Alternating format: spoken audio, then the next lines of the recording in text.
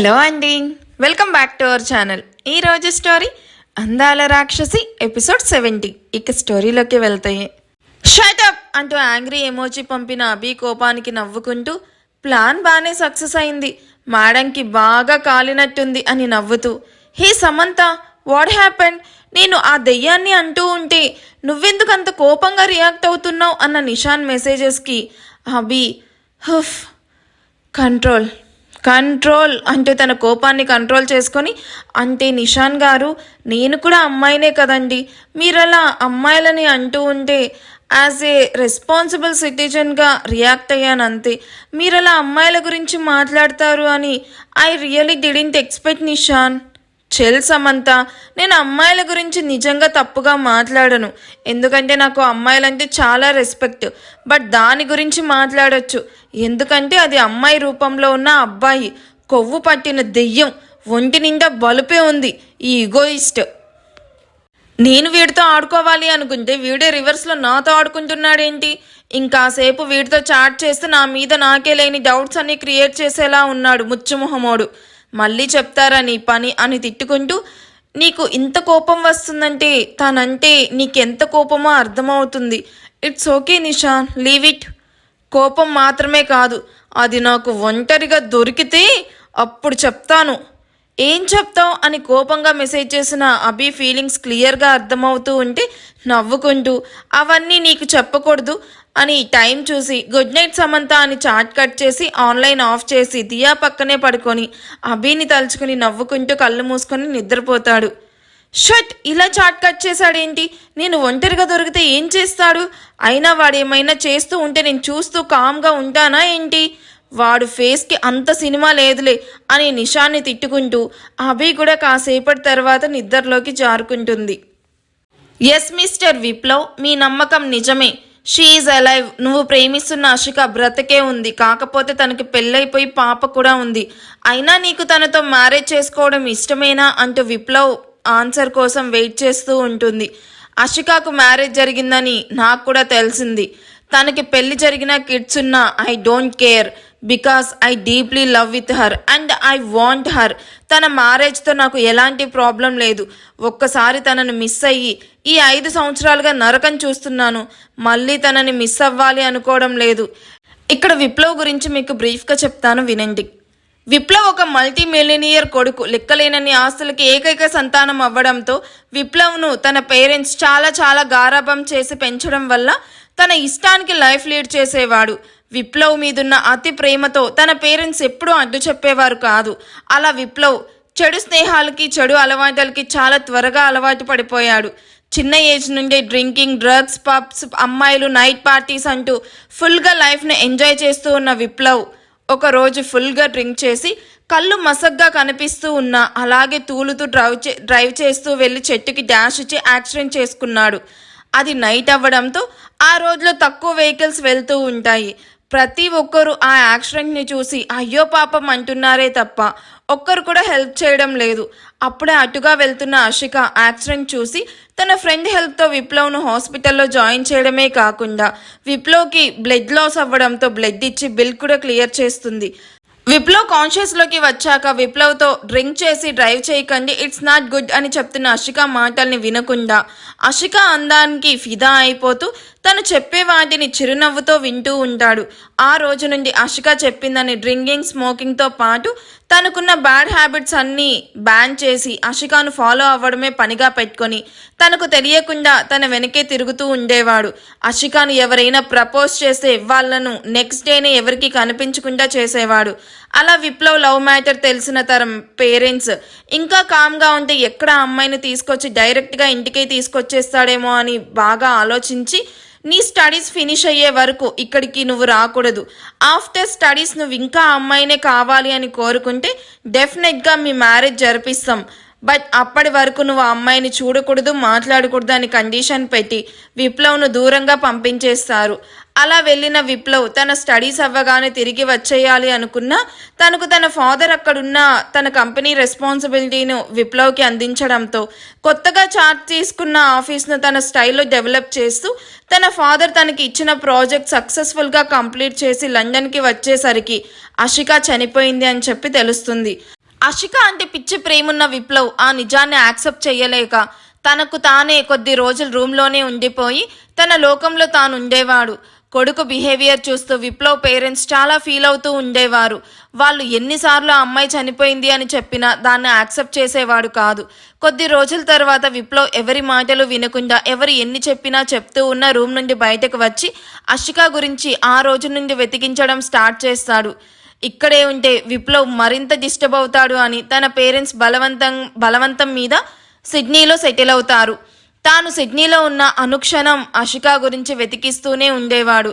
ఆ ప్రాసెస్లోనే అషికాకి మ్యారేజ్ అయిన విషయం తెలుస్తుంది తప్ప ఎవరిని చేసుకుందో తెలియదు. అలా ఆ రోజు నుండి అషిక కోసం వెతికిస్తూ ఉన్న తనకి 5 సంవత్సరాల తర్వాత అషి రూపంలో అషిక ఎదురవ్వబోతుంది.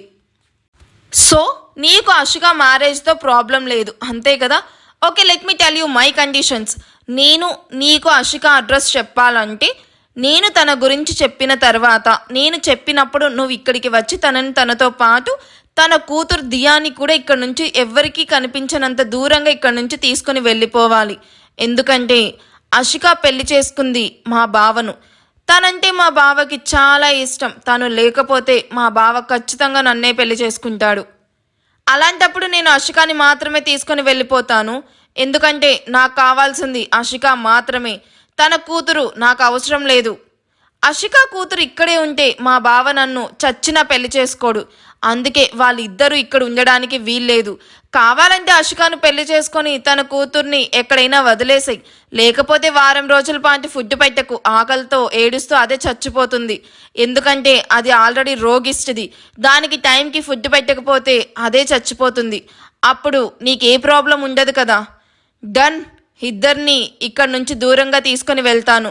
బట్ ఆ పాప నాకు అక్కర్లేదు. సో తను చనిపోయినా నాకేం ప్రాబ్లం లేదు.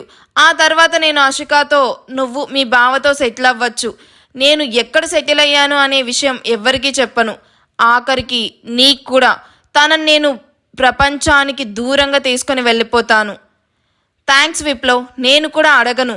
నువ్వు నీకు నచ్చిన అమ్మాయితో, నేను నన్ను మెచ్చిన బావతో సెటిల్ అవ్వడమే నాకు కావాలి. ఇప్పుడు అషిక ఎక్కడుందంటే ఆగు అంటూ కంగుమని వినిపించిన విప్లవ్ వాయిస్కి ప్రణవి మాట్లాడడం ఆపుతుంది. ఇప్పుడు అషిక ఎక్కడుందో నాకు చెప్పకు. ఎందుకంటే నాతో ఇలా చాలామంది ప్రాంక్ కాల్స్ చేసి నా దగ్గర నుంచి అమౌంట్ లాగేయాలని చాలా ట్రై చేశారు. కాబట్టి నాకు అషికాను లైవ్లో వీడియో కాల్ చేసి చూపెట్టు. అప్పుడే నేను నువ్వు చెప్పింది నిజమే అని నమ్ముతాను. ఓకే, నేను నీకు అషికాను వీడియో కాల్లో చూపిస్తాను. బట్ నాకు టైం కావాలి. ఎందుకంటే ఈ విషయం మా బావకి తెలిస్తే బ్రతికుండగానే పాతేస్తాడు. కాబట్టి ఎవరికి డౌట్ రాకుండా నేను చూపెడతాను. సరే, నీకు 2 వీక్స్ టైం ఇస్తున్నానని చెప్పి కాల్ కట్ చేసిన విప్లవ్ని చూసి రాక్షసంగా నవ్వుతూ, ఒసే అషి, నిన్ను అషిక అని నమ్మించి నిన్ను వీడితో పంపించేసి మా బావని నేను పెళ్లి చేసుకొని ఈ మహల్కి ప్రిన్సెస్ అవుతాను. ఇది కదా దెబ్బంటే అని పిచ్చిదానిలా నవ్వుతూ, నువ్వు ఎప్పటికైనా నా వాడివే బావా, I love you, I love you, I love you అని నవ్వుతూ, దీన్ని వాడు తీసుకుని వెళ్ళిపోయాక అది పెళ్లికి ముందు ఎవరితోనో ప్రేమించి ఇప్పుడు బావని మోసం చేసి వెళ్ళిపోయింది అని చెప్పి బావ మనసులో విషాన్ని నింపి నన్ను పెళ్లి చేసుకునేలాగా చేసి ఆ విక్రమ్ గాడ్ని లెఫ్ట్ లెగ్తో తన్ని మహల్ బయటకు గెట్టేస్తాను అని కోపంగా అంటూ ఉన్న ప్రణవిని రూమ్ బయట నుండి చూస్తూ ఉన్న అషిక కోపంగా లోపలికి వెళ్ళాలి అనుకున్నా తన కట్టుకున్న తాయెత్తు వల్ల వెళ్ళలేక రూమ్ చుట్టూ తిరుగుతూ నిస్సహాయంగా అక్కడే కూర్చొని వెంటనే ఈ విషయాన్ని ఆయుష్కి చెప్పాలి అని ఆయుష్ రూమ్లోకి వెళ్తుంది. అషిక ప్రణవి రూమ్లోకి వెళ్ళడానికి ఎటువంటి రూట్ లేకపోవడంతో నిస్సహాయంగా ప్రణవి రూమ్ ముందే కూర్చుంటూ రాబోయే ప్రమాదాన్ని ఎలా ఎదుర్కోవాలో అర్థం అవ్వక అక్కడే కూర్చున్న తనకి ఈ విషయాన్ని ఆయుష్కి ఎలా అయినా చెప్పాలి. ఆయుష్కి తెలిస్తే తనే ఆషిను దియాను సేవ్ చేస్తాడు అని ఫాస్ట్గా ఆయుష్ రూమ్లోకి వెళ్ళిన అషికాకి ఆయుష్ లాపీ ముందు కూర్చొని సీరియస్గా వర్క్ చేస్తూ కనిపిస్తే ఆషి మత్తుగా నిద్రపోతూ కనిపిస్తుంది. ఇది ఆషి నైట్ నిద్రపోకముందు జరిగిన సీన్. మీరు కన్ఫ్యూజ్ అవుతారని ముందుగా నేనే చెప్పేస్తున్నాను. అషిక ఆయుష్ పక్కనే కూర్చొని, ఆయు లిజన్, ప్రణవి మన పాప ఆషిను నీకు దూరంగా పంపించాలని విప్లవ్ అనే వాడితో మాట్లాడుతూ ఉంది. వాడు నేను అనుకునే ఆశను తీసుకెళ్ళడానికి వస్తున్నాడు. ప్లీజ్ ఆయు, వాళ్ళని సేవ్ చెయ్యి. అప్పుడు నన్ను కడుపులో ఉన్న దియాను చంపాలి అని నన్ను చంపేసింది. కానీ ఇప్పుడు వీళ్ళకి ఏమీ అవ్వకూడదు, ప్లీజ్ యూ డూ సంథింగ్ అంటూ ఆశిక ఎంత పిలుస్తూ ఉన్నా అది ఆయుష్ చెవికి చేరదు. అంటూ ఆయుష్ చేతిని పట్టుకోవాలని చూసినా అషిక ఆయుష్ చేతిని పట్టుకోలేకపోతుంది. కారణం తను ఆత్మ. జరగబోయే ప్రమాదం గురించి తెలిసినా అది ఎలా ఆపాలో తెలియక తను ఎవరికి చెప్పినా తన వాయిస్ ఎవరికి వినిపించదు అని అర్థం చేసుకుని ఏడుస్తూ ఇప్పుడు వీళ్ళని ఆ ప్రమాదం నుంచి ఎలా కాపాడాలి, ఒక్క ఛాన్స్ అయినా నాకు ఇవ్వు, నేను చనిపోయినప్పుడు కూడా ఇంత బాధపడలేదు, వీళ్ళను సేవ్ చేయలేకపోతే నేను ఇక్కడ ఉండి కూడా వేస్ట్ అని మౌనంగా కన్నీళ్లు కారుస్తూ ఆ చీకట్లో ఎటో వెళ్ళిపోతుంది. కానీ ఆయుష్ ఆశీలకు ఎలా అయినా ఈ విషయాన్ని చెప్పాలి అని తిరిగొచ్చి ముందు వీళ్ళని కలపాలి అని ఉరుములు మెరుపులు వచ్చేలాగా చేసి రాత్రంతా ఒకరి కౌగుల్లో మరొకరు హాయిగా నిద్రపోయేలాగా చేసి వాళ్ళ వైపు కన్నీళ్లతో చూస్తూ ఉండిపోతుంది. తెల్లవారుజామున తన డైలీ టైంకి నిద్రలేచిన ఆయుష్ తన గుండెల మీద పడుకొని నిద్రపోతున్న ఆశి బాడీ టెంపరేచర్ చెక్ చేసి ఫీవర్ తగ్గడం చూసి రిలాక్స్ అవుతూ ఆశి నుదుటిన ప్రేమగా గుడ్ మార్నింగ్ కేసు ఇచ్చి తనకి డిస్టర్బ్ అవ్వకుండా బెడ్ దిగి టైం చూస్తాడు. టైం 5 అవుతూ కనిపించడంతో బాడీ స్ట్రెస్ చేసి ఆశి వైపు చూసిన ఆయుష్కి ఫ్యాన్ కూడా వేయకపోవడంతో ఆశీకి ఫీవర్ తగ్గి నుదిటిన చెమట పట్టడం చూసి వెంటనే ఏసీ ఆన్ చేసి నార్మల్ కూలింగ్ సెట్ చేసి తను ఫ్రెష్ అవ్వడానికి వెళ్తాడు. ఆయుష్ ఫ్రెష్ అయ్యి సౌండ్ చేయకుండా తన రూమ్ నుండి బయటికి వచ్చి దియా రూమ్లోకి వెళ్ళి దియా కోసం చూడగా తను ఆ రూమ్లో కనిపించకపోయేసరికి వాష్రూమ్ బాల్కనీ అంటూ ఎక్కడ తను కనిపించదు. ఆ ఫ్లోర్లో ఉన్న అన్ని రూమ్స్ చూసి నైట్ దియా నిషాన్కి ఇవ్వడం గుర్తొచ్చి పై ఫ్లోర్లో ఉన్న నిషాన్ రూమ్ డోర్ ఓపెన్ చేసి లోపలికి వెళ్ళి చూస్తాడు. దియా పూర్తిగా నిషాన్ మీద పడుకొని నిద్రపోతూ ఉంటే నిషాన్ దియా చుట్టూ చేతులు వేసి నిద్రపోతూ కనిపిస్తాడు. ఇద్దరిని అలా చూసి ఆయుష్ చిన్నగా నవ్వి ఇద్దరికి జుట్టు సరిచేసి నుదిటిన ప్రేమగా ముద్దు పెడతాడు. ఆయుష్ స్పర్శ తగలగానే మెలకు వచ్చిన నిషాన్ నెమ్మదిగా కళ్ళు తెరిచి ఆయుష్ని చూసి అన్నయ్య అంటూ పైకి లేవబోతూ ఉన్న నిషాన్ని ఆపి లేవకు, దియా లేస్తుంది అని ప్రేమగా దియా తల నిమురుతూ నైట్ ఏమీ అల్లరి చేయలేదు కదా, మెడిసిన్స్ ఇచ్చావా? వేశానన్నయ్య. అలా ఏం లేదు, కాసేపు మామ్ అంటూ గోల చేసింది కానీ తనకి కార్టూన్స్తో డైవర్ట్ చేశాను, సో అవి చూస్తూ త్వరగానే పడుకుంది. మిడ్ నైట్ లేచి మామ్ని చూద్దామని గోల చేస్తూ ఉంటే నేనే ఇలా మీద పడుకోబెట్టుకున్నాను అంటూ వదినకి ఎలా ఉందన్నయ్య, హాస్పిటల్కి వెళ్దామా? నో నీడ్ నిషాన్, తనకి ఫీవర్ తగ్గింది, ఇవాళ నువ్వు జిమ్కి రావాల్సిన అవసరం లేదు, just take care of her అని రూమ్ నుండి వెళ్తూ అత్తయ్య వాళ్ళ ఇంటికి ఎందుకు వెళ్ళావు అంటూ నిషాన్ వైపు చూస్తాడు.